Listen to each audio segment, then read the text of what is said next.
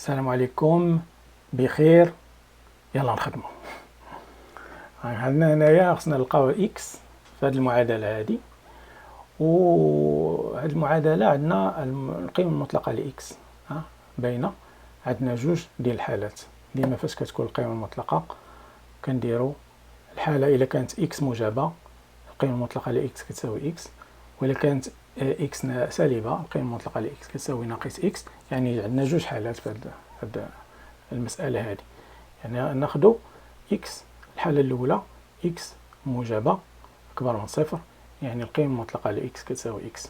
الا عوضنا في المعادله واحد، نسميوها واحد، نعوضوا القيمه المطلقه لاكس باكس، يعني غادي تكون عندنا جوج أس إكس ناقص 6 جوج أس ناقص إكس ناقص 5 كتساوي صفر.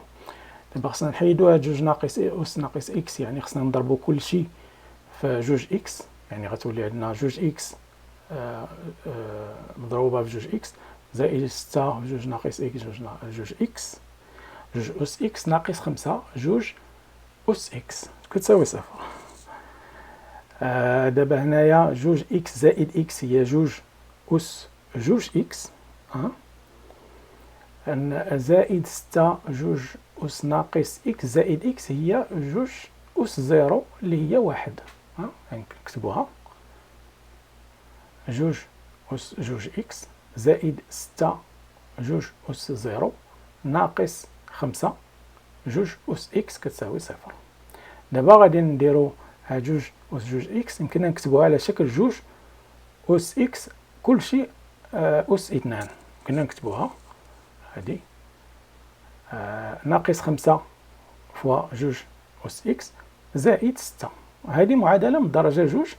جوج إكس يمكننا نعوضها بإكغيك، بالتالي هذه كتساوي ناقص 3 على حساب 6، 3 في جوج 6، عندنا 5 ناقص 3 ناقص جوج ناقص 5.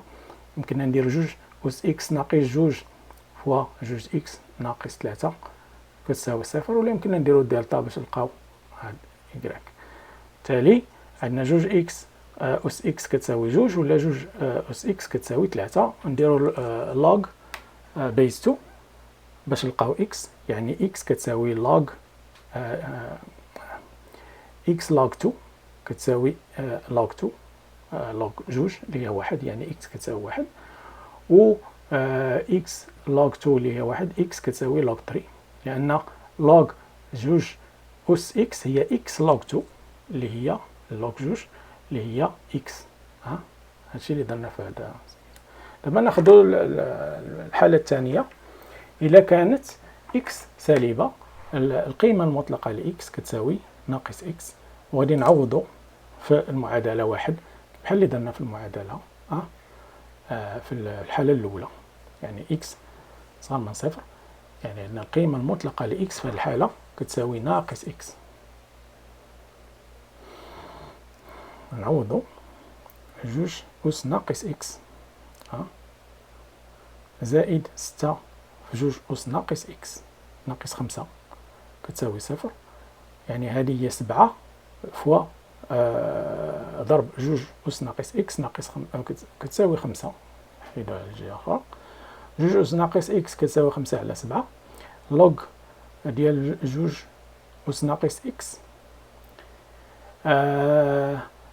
هذه قبل ما نديرو اللوغ ناقص عندنا إكس ناقص إكس سالبة، يعني ناقص إكس موجبة جوج أس ناقص إكس ميمكنلاش تكون كتساوي 5 على 7، لأن جوج أس ناقص إكس كتكون ديما كبر من واحد، لأن كبر من جوج أس زيرو. غنديروها باش نبينوها. هاد المعادلة هذه لا تحمل أي إكس أي حل، يعني إكس إلا كانت صغر من صفر يعني ناقص إكس موجبة جوج أس ناقص إكس كبر من جوج أس زيرو اللي هي واحد. وعندنا 5 على 7 صغر من واحد ماشي كبر من واحد، يعني هذه المعادلة هذه مستحيلة، ولا يوجد إكس يحقق هذه المعادلة جوج أس ناقص إكس كتساوي 5 على 7. وبالتالي الحلول اللي عندنا هما واحد ولوغ 3.